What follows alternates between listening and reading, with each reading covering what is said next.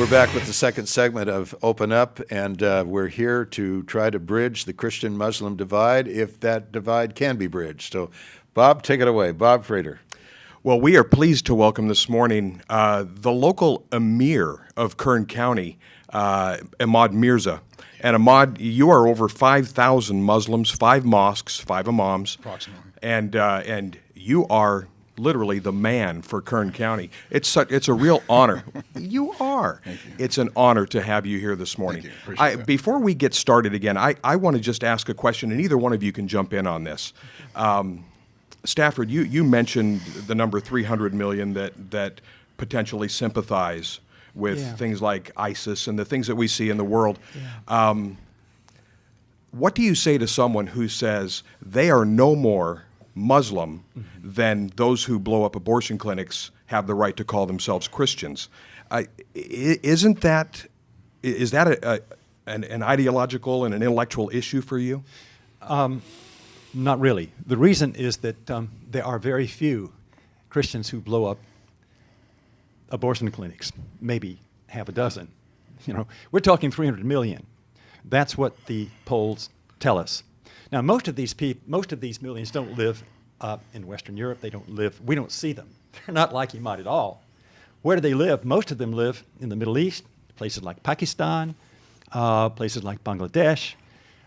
We don't know these people, but the pollsters do.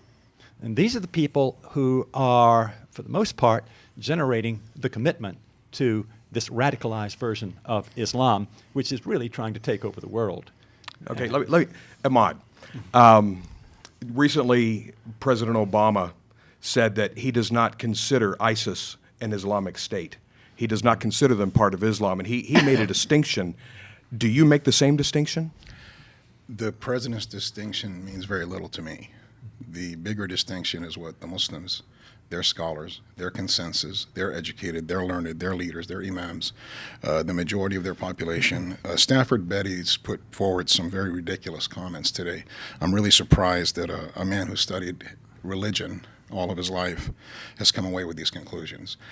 This is my face, Stafford, in case you're curious. This is my true face. This is my true face right here. And I don't put forward any other face but this face. The 300 million stat is about as ridiculous as they come. Some of these pollsters have been called out on their polling accuracy. Secondly, I think we've talked about this matter, that when you're polling, you're asking questions for a reason. You're asking questions to get certain results. If you're being honest with yourself, when you go around these countries that are seeing oppression, as we talked about, externally from the West and internally from their own people, from their own leaders, the West benefits from keeping these leaders in play. These people have suffered a great deal. They do not like the establishment. When you ask them certain questions, they sympathize with certain causes. To say that 300 million Muslims sympathize with ISIS, it's not ridiculous. It's just laughable. It's laughable. If we had 30 million Muslims right now, radical, our intelligence services wouldn't know what the heck to do with themselves. They wouldn't know what to do with themselves. So what's the number? What do you think the number is? We made it very clear that 0.001 factor times 2 billion gives you 2 million radicals ready to go out and perform terrorist acts. Go deal with that. That's a big number. That's a very big number. You don't count the Taliban because they're about Afghanistan, okay? Do you consider those 2 million to be Muslims? What else are they? They're bad fruit from the Islamic tree. Okay. Now, Stafford mentioned some verses from the Quran, or a verse from the Quran. I wonder if he goes into the verses in the Bible that, that call for the destruction of villages, the destruction of people. I mean, Moses mounted heads. He mounted heads. He killed everybody but the virgins. But the virgins. Joshua, David. Jesus came along saying Moses' law is correct and good.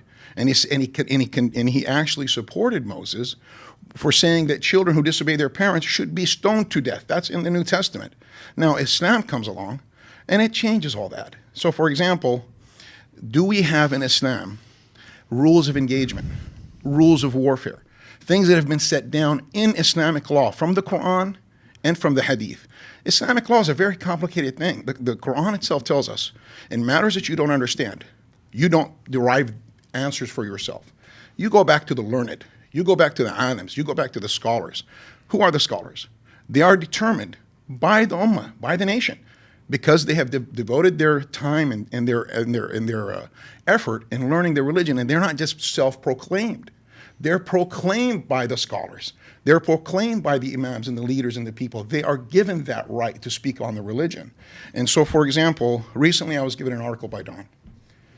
What ISIS really wants. It was given to him by Stafford, okay, as some form of authority Right. on what Islam In teaches. the Atlantic magazine. Right. In the Atlantic magazine. Getting a lot of play. Do you guys realize already, Islamic scholars, non-Muslim scholars, true investigative journalists, and the expert himself that was quoted are walking back. He's walking back away from that article.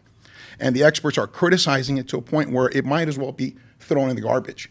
Now, I'm surprised that Stafford couldn't read into that some of the fabrications that were in there and some of the generalizations and simplified concepts. It would be like saying to the Jews and their 2,000-year diaspora, if you don't stone people for picking fruit on the Sabbath, or stone your children when they disobey you, or stone your wife when she brings you another god, then you are an apostate. Had Graham Wood said that to the Jews, and maybe I'll give him some credibility, okay? But he didn't, did he? He makes it sound like if we reject anything that this cult does, that they can somehow draw a verse or some sort of a hadith or something that they think justifies, we're all apostate. But Ahmad, in fairness, we don't see Jewish militants going out and beheading people today. So there's a distinct difference here, isn't there? What is the distinct difference? We have Israel right now, the extreme Likud, the extreme members in Israel believe it's a God-given right to them, God-given biblical right to take over that land, do what they need to do to Gaza, do what they need to do to those people. If they have to kill them, they kill them. They need to get rid of them. Now there are elements in Israel that don't want to do that, okay? So they do believe they have a God-given right to erect that temple, to destroy the Dome of the Rock, to do things. So don't be so naive. When the British were under their mandate, there were terrorist acts against them by Jews to get them out of that area.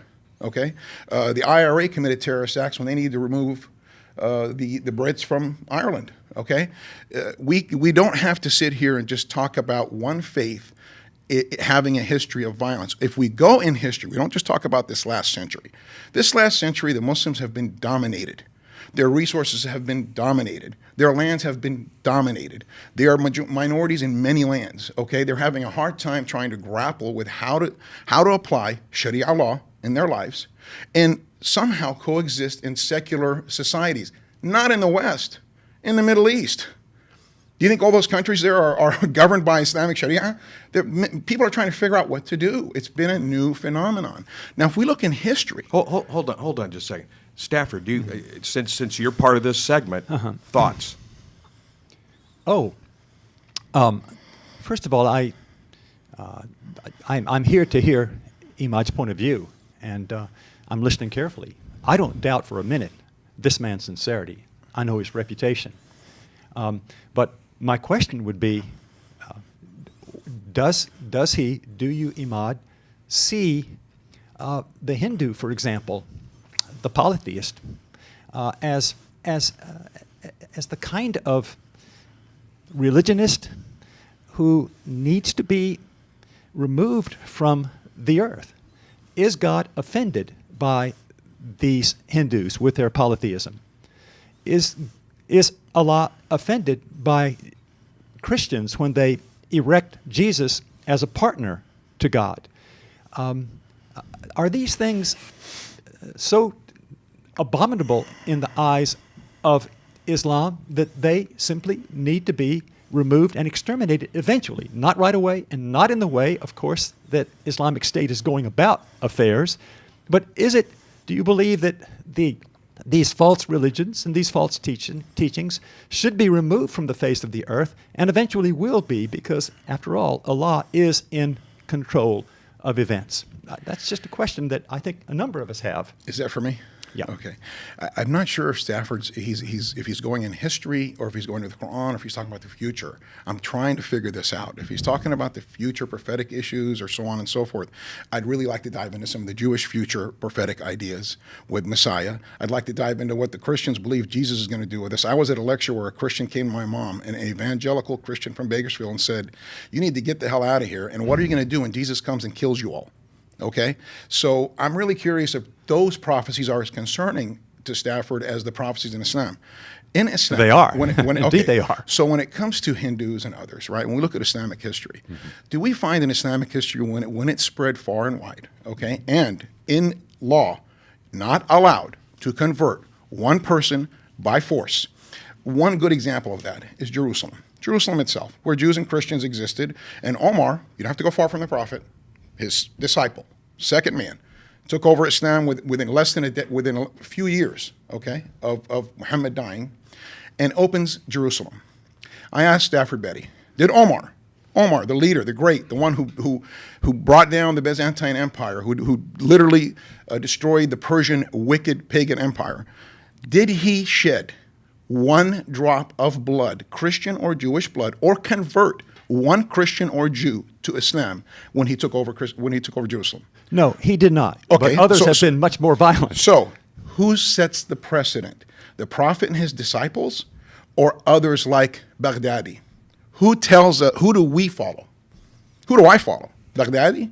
Some odd individual that's in the dark corners of God knows where, who's self-proclaimed, who's doing things that are abominable in Islam. Not a single reputable scholar today or in history would advocate for anything these idiots are doing, this cult is doing. And anybody who says they're a cult is correct. Anybody who wants to associate this with mainstream Islam is either foolish or is not being very truthful, okay?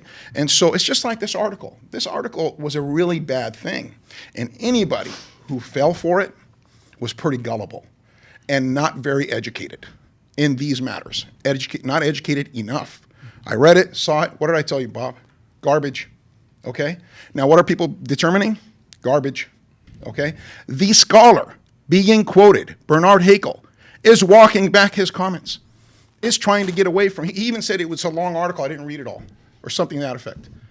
How ridiculous is that? Well, it was a long article. Fair enough, but if you're the scholar being quoted, if you're one guy being identified as this is why I'm right, Right. you better be sure what people are quoting you in. We need to get a break. All right, I'll tell you what we're going to do. We're going to take a break, and then we're going to bring Ahmad on by himself. And then in the last segment, I think we'll bring our friends back together, and we'll close out the show that way. Absolutely. So here we go. Stafford, sit tight. Thanks for any chair. All right. Any chair. We'll be right back, and stay with us. Thanks for watching.